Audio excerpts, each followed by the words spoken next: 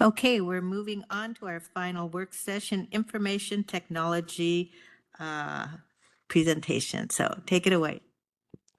Hello, Council. Mike Sprinkle, the IT Director for Clark County. You can. So here's a quick overview of the structure of our department. We have 64 staff. Four of those are project positions. And we also have 3 positions that are being transferred over almost as we speak from Public Works. Some departments in the past have had technology folks that sat in those departments, and we've been trying to roll them into IT so that we can make sure that folks are efficient and following best practices and technology standards. So we've got 3 people who are going to be moving over in April. So it'll grow slightly, but those people all have full plates for Public Works. We're just going to better support them. Next slide. At the end of 2024, the IT management team sat down and went through a strategic planning session for 25 and 26, and these are our strategic goals for the next 2 years. We understand that IT is a customer service department. If all the departments of the county aren't here, we're not needed. We're really here to support everyone. So a lot of what we are focusing on strategically is the support of those departments, whether it's, truly customer service related or protecting their data, improving their technology. All of those things, are really about the other departments that are here at the county. Next slide. This is just a quick overview of some stats of the amount of stuff that our department supports. And really, the goal here is not to get too far into the weeds of all of the technology. We do understand we can be kind of the Wizard of Oz, and people are just appreciative that things work. But we have so much equipment and software that we have to support. We really do have to be experts in a ton of different areas. We don't get the luxury of sort of focusing in on one particular area and being experts in that. It's really quite impressive what my team is able to understand and stay on top of and make sure that it all works the way it's supposed to work.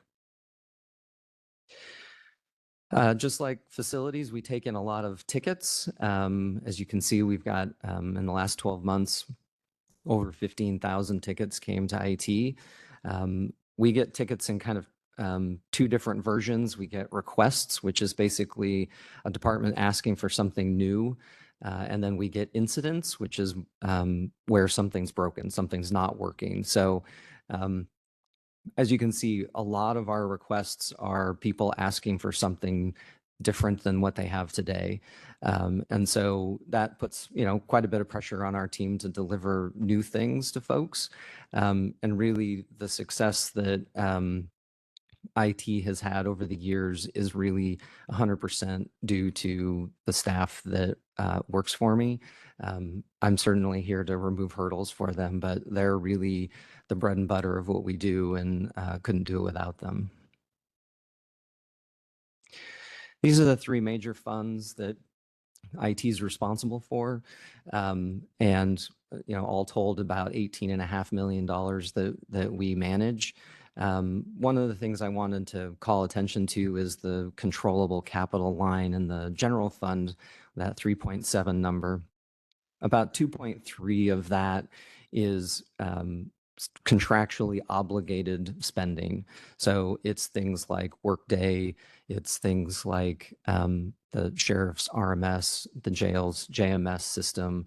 So we've basically contractually obligated ourselves to pay for software technology, and that makes up a giant chunk of that. So our flexibility when it comes to our controllables is somewhat limited by the enterprise software and technology that's running at the county, because a lot of those budgets end up in the IT budget.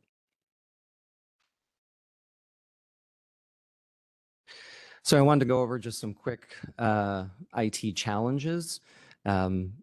Similar to what Michelle Schuster mentioned, increasing costs from our vendors. We're seeing 5 to 15% year-on-year increases in the cost of software and hardware. I know that this is painful for every local government agency, and it's definitely hasn't avoided us either. And I do expect that we'll see that continue for the near future for sure. The 5090 budget is a kind of a unique budget for us. That fund is both for the repair and replacement of servers and storage.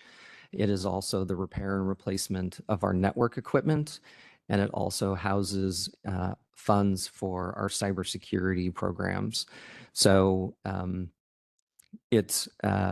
there's some budget pressure there. Back in 2023, the council approved adding some additional revenue to that fund to start kind of collecting revenue for the replacement of network equipment. We hadn't ever had that as something that we focused on. Unfortunately, at the time, just due to budget constraints, we were only collecting about 50% of what we needed to actually replace all of the network equipment that we will need to replace in the coming years. We lucked out with some monopoly money with the ARPA to funds to replace all of our network equipment. We did that really specifically to kick that can down the road a bit because we knew this gear was needing to be replaced. And it gave us some breathing room to start collecting some money to prepare for that. But that increasing costs that you see in that first bullet is putting sort of downward pressure on that fund as well. I would say, I don't have specifics, but I would say that even that 50% we were collecting is slowly eroding as costs continue to increase. The security of our data and our infrastructure, I think I've mentioned to the council in other sessions, you can give me $5, you can give me $5 million, you probably give me $5 billion, we can find a way to spend it on security. And that's always going to be a pressure point for any local government agency. We obviously have data that folks want, and we are always doing our best with the funds we have to protect that data. Increasing technology demands and staffing pressure, really that's kind of driven by the departments we support, and rightfully so. They want either new technology or they want to replace existing technology. And it's very expected from my perspective that they want that as fast as humanly possible. But we have, limited resources to do those implementations and support those kinds of technologies. So it's really a juggling act of priorities for us and our department and those customers.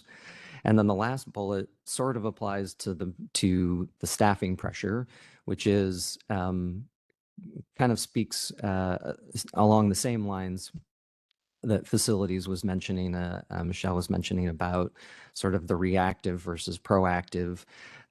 Over the years, we have backburnered some of our own IT housekeeping. It's not exciting stuff. The departments don't see a direct benefit. Where they see the benefit is us avoiding things breaking. So it is sort of a tug of war between ourselves and our departments that we support, because we definitely need to do our own housekeeping to make sure that things are working correctly, because otherwise the technology we're bringing in, it doesn't matter if it doesn't work. So we really have to do our own tasks to keep things up and functional. The good news is we also have a number of opportunities. We're in the midst right now of doing an inventory assessment of all the things technology-wise. There's a couple different reasons for that. One, we want to make sure that people have what they need and they don't have more than they need, because a lot of times if we've got too many widgets in our technology scope, we're still paying for those even if they're not being used. Additionally, we're hoping to get some efficiency out of standardizing the technology we provide. Instead of having 5 things that do the same thing, if we can have one thing that does that, it makes us more efficient to focus on one thing than needing to learn 5 things. We also have, we're implementing work management software. Think of this as a list of what is IT doing today. It's partially for our own internal view. We need to know across the different divisions of IT who's working on what and when they might be available to work on something different. But we also want to be able to present that to our internal departments that we support, partly so they can see all the things that we're working on, but partly also so that they can see the priorities they've given to us, because they may have something new come up and they want to have us work on that right away. We need to be able to show, here's the other 4 things that you previously gave us. How do you want to change the priorities of these things if this is now the top priority? So we're working on doing that. We're taking a fresh look at business continuity, disaster recovery, and our ability to respond to incidents.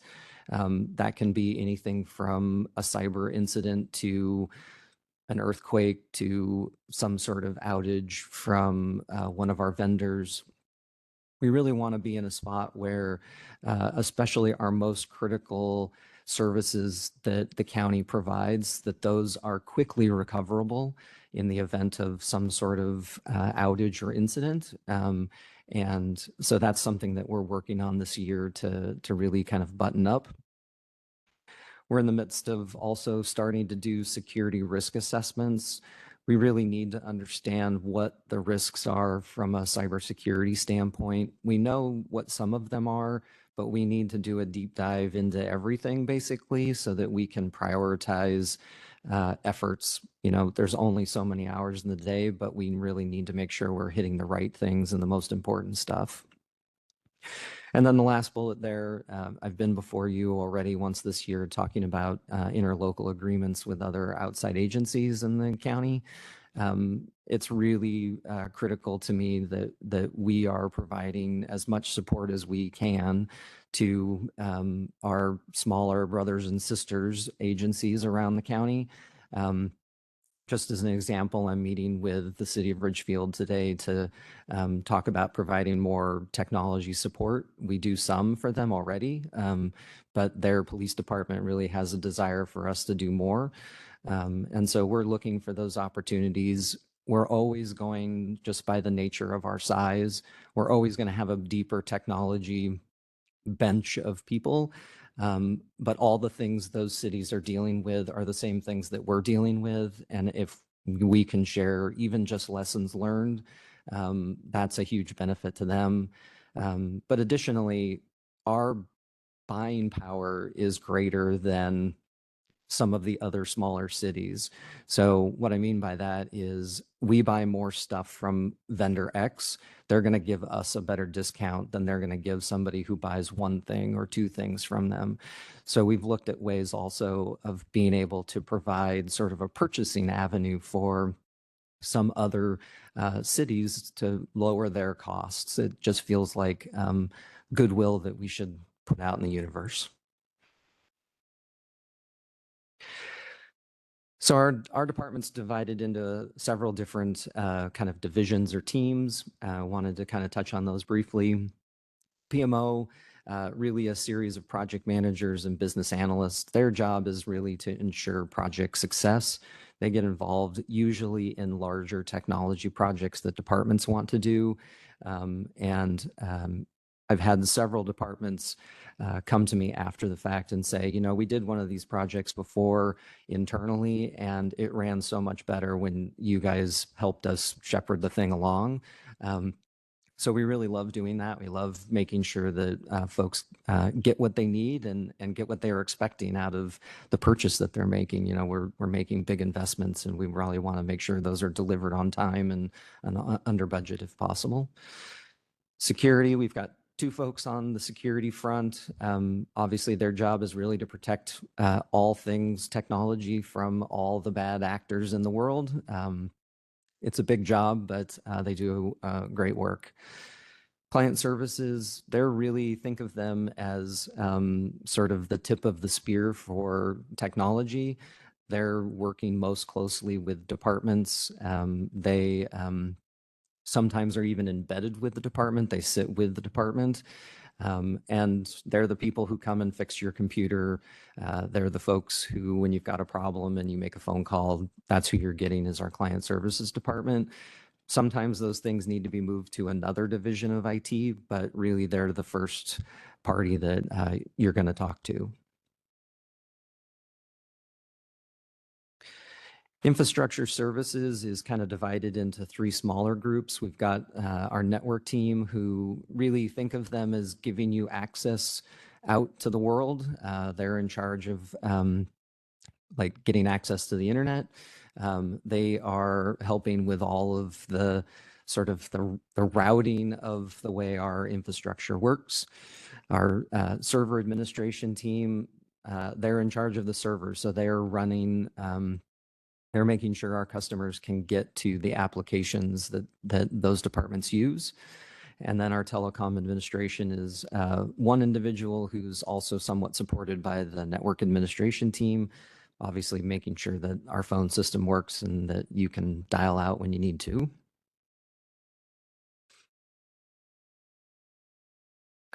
And then our last two groups, application support, think of them as sort of the implementation, configuration, and support for software. They really are a very important part when it comes to the software that's used by county departments. And then our newest team is our law enforcement support team. That's a team of 5 individuals who are solely focused on the jail and the sheriff.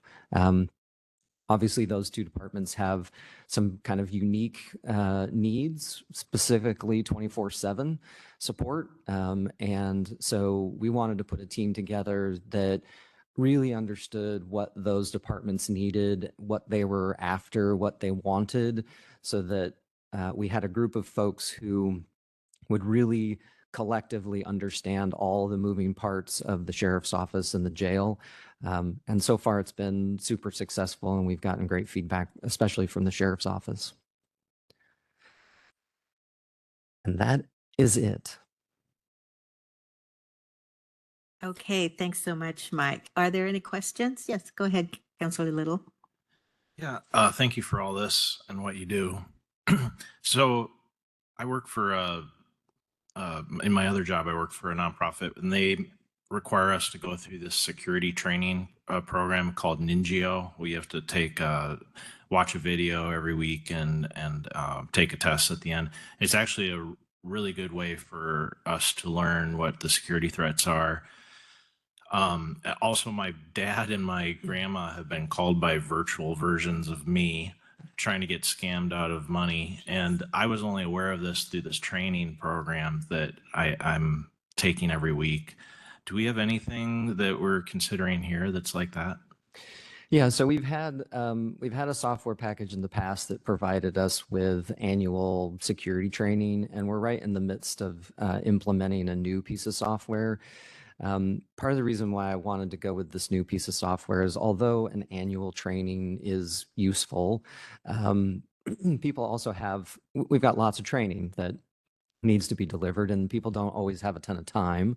And so the new platform that we're rolling out really sends little vignette trainings. So think of it as like under a minute, just a really super focused, like, here's a thing you should be aware of.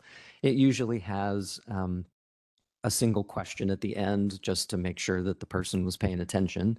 But it also provides us with feedback of who's taking it.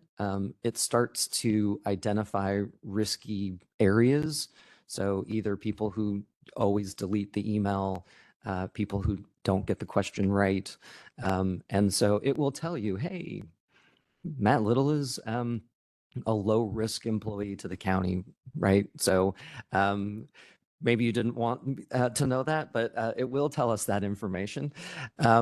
and really the goal there is not to use it in a performance evaluation standpoint, but really to say more like maybe this department needs some more focused attention. I don't really intend on using it to sort of pinpoint someone and be like, you're terrible. I really want to just use it to say, we just need to provide more training.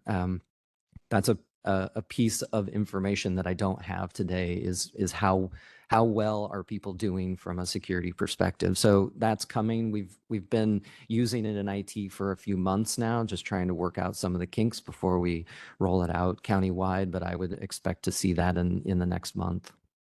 Great, thank you. Yeah, I've learned a lot through the process, and I realize it changes literally every week. Yep. And Mike, you've used emails that may not be, because sometimes, phishing attempts, like all this, like there could be, we had a counselor one year that all the county employees got an email from the counselor asking for account numbers or something as a phishing attempt. And if you're paying attention on certain things, you'll know it's phishing. And if you don't, you'll be like me, and I immediately email them like, hey, this looks off. But there was like a test which I didn't even know either, of like a type of phishing email, and IT could see, okay, who clicked on it, who went as far as you should and you shouldn't do that, so that they could provide that feedback as well. Because I think that's probably one of the larger risks, is those phishing emails that can come across and can look good. But in doubt, there is a phishing email to forward it to, so that IT don't open it. You can just forward it to them and then they will evaluate it for you. So this new program also allows us to do both deployed phishing campaigns, as well as it will automatically send folks little phishing campaigns. And there will be a button at the top in your email where you can say, report, this is phishing.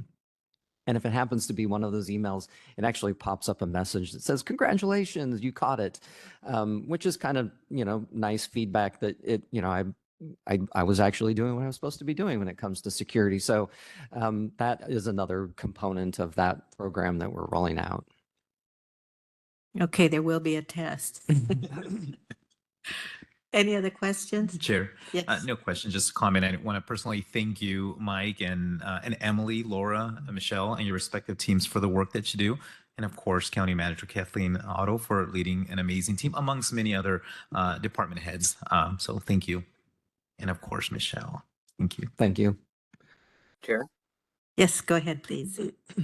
I just wanted to say I'm glad that Councilor Little asked that question, because I think the program that you're referring to is an excellent idea and will likely save the county lots of money and headaches. Because I think our tendency is to always think that we're on top of things. I catch phishing attempts all the time. I'm like, I can't believe why would anybody fall for that? But they are becoming so sophisticated that it is easy to miss them. And so I think training and, just little alerts being sent out, on the newest thing that we're seeing happening is important. And I think that software is excellent, because we all get a lot of emails, and it's easy to ignore, archive, or think, I'll deal with this one later. And, the security, I think, is something that cannot be avoided. So I think this is an excellent tool, to make sure that people are paying attention and doing their due diligence. And the surprise test, I think, is an excellent idea, because we all have got to stay on our toes on this, and very careful about it. I did have a really quick question. And I'll just use an example. So, when I joined the council, I got an iPhone, which was new at the time, but it was an older model. So it's a couple years old now, and it's an older model. It does everything that I need it to do. I probably could use this phone for at least a decade, unless the screen won't turn on anymore. It would be sufficient for what I use it for. But there are obviously other employees in the county that use it much differently, and may need the newer technology more often. All of us like to have a shiny new phone or a brand new laptop, and there's no question that a brand new laptop will perform better than an older one.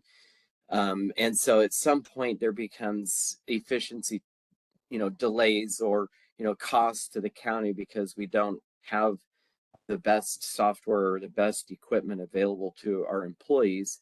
But there is also, I mean, again, there's that, like I was talking about earlier, there's that sweet spot, where we're not creating any major deficiencies. We may not necessarily have the fastest thing, but it's going to work for the people that are using it, and it's being conscious of the taxpayer dollars and stretching it as far as it can. And then there's also the issue of, I mean, I don't know, 10 years from now, I can use this phone perfectly fine for my needs, but there may be a safety and security issue with it at that time because updates aren't done and things like that. So I'm curious, given that you can't necessarily do a blanket thing and, every, the policy is the same for every county employee that has a phone we're going to replace on this specific time period. How are you doing that? You know, uh, Balancing the needs against the resources that we have, and then adding to that, what do we do with our old equipment?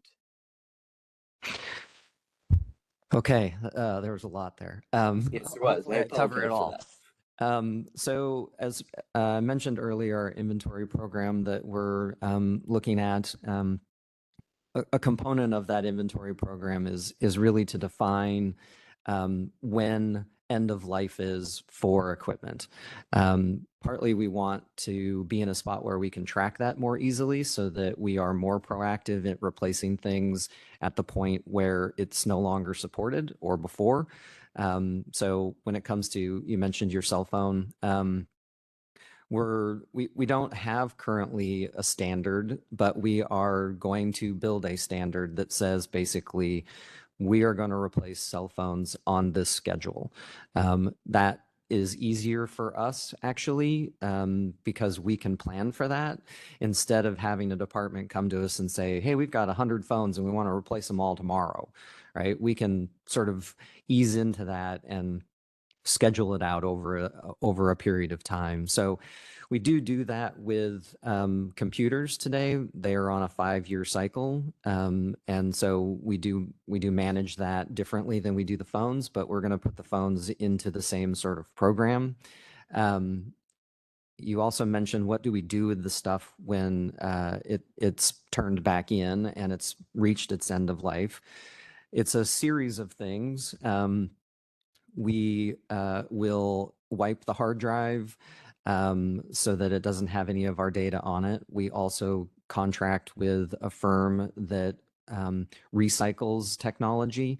So they will come in with the hard drives. They actually shred them so that you can't get to that data because, of course, some people do have wiping is not always good enough for some tools that are out there. So in some cases, we actually we get money back from the recycler. It depends on what we're recycling and how much value that has when they scrap it down. But we do actually get some revenue back on all the things that we recycle. So any technology that we take out of service, we give to this recycler and they take it from there.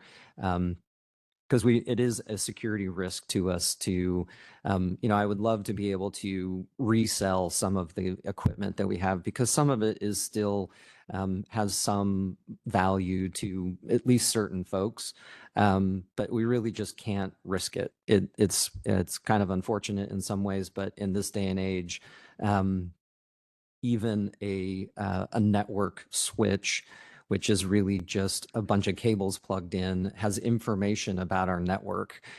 So if we sort of leave that out in the wild with the wrong person getting a hold of it, they would have information about our network that would be useful that we just don't want to give out. So we really take advantage of the recycler. Did I Great. cover Thank you. everything? Yeah, that did. And I thank you for that answer because, I think it's important for the public to understand what we're doing with our equipment. I remember this is probably 20 years ago. I remember I was at the dump or Old Lower River Road and I think it was a Vancouver Public School District van pulled up and literally dumped out all of these computers with monitors and everything. And I remember at the time just feeling like, man, I mean, taxpayers' money was being wasted here, but it's always more complicated than that. And so I appreciate your answer because it's so important that we protect the data, the security portion of it, and I appreciate that you're doing it in a way that we can receive some, you know, some value back out of our old equipment. So thank you. Appreciate all the answers and all that your team does. Yeah, I'll mention one other thing, especially about cell phones. You know, unfortunately, Apple has a vested interest in you buying another cell phone, so they do run into. You're going to run into a spot where the newest version of the software on the phone is not going to load. So the good news, Counselor Young, is that your phone won't actually last 10 years probably. Eventually, Apple's going to make it not work any longer. So we do want to stay ahead of that because those software packages, even on a phone, can be risky from a security standpoint if they're not getting updates. Yeah, that is very frustrating to me because, like I said, this thing would work forever for me for what I use it for. And that, I mean, I assume that goes into your decision-making process when we look at equipment that we purchase in terms of, you know, how that functional obsolescence is built into it. And yeah, I mean, it's a problem. That, you know, that is very true. They're just being built not to last because they have a vested interest in it not lasting because they want to sell another one. Okay, thank you, Council, for all your questions. And thank you, Mike. This is often behind the scenes. We just want everything to work when we need it to work. But your department really makes that happen, and we appreciate it. Thank you. Thanks. Okay, with that, our work sessions are over, and we will convene this afternoon for council time.